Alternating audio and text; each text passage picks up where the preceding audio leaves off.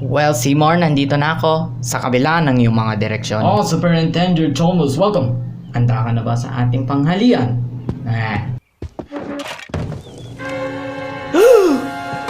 Oh, hindi! Nasunog ang lechong ko. Pero kung paano, bibili ako sa fast food at kung wari ito ang luto ko. Napakasarap, Seymour.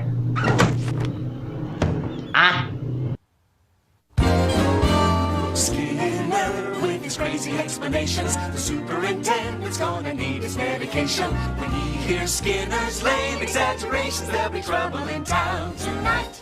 Seymour! Superintendent, ako lang ay inaayos ang sapatos sa bintana at nag-exercise. Sama mo ba ako? Bakit may usok na lumalabas sa oven mo, Seymour?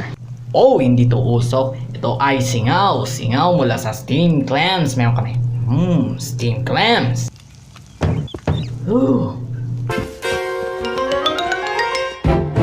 Superintendent, handa ka na ba sa ating masarap na hamburgers? Kala ko ang kainin natin ay steamed clams. Hindi, ang sabi ko steamed hams. Yan ang tinatawag kong hamburgers. Tinawag mong hamburgers steamed hams. Oo, ito ay regional dialect. Anong region? Upstate New York? O talaga? Galing ako sa Utica, wala pa akong narinig na ganyan salitang steamed hams. O hindi sa Utica, ito ay illustration. Nice! Well, ito mga hamburgers ay similar ito sa Krusty Burger. Hindi, ito ay Skinner Burgers. Old family recipe para sa steamed hams. Oo, tinawag mong steamed hams, pero ito ay inihaw. Alam mo ba ay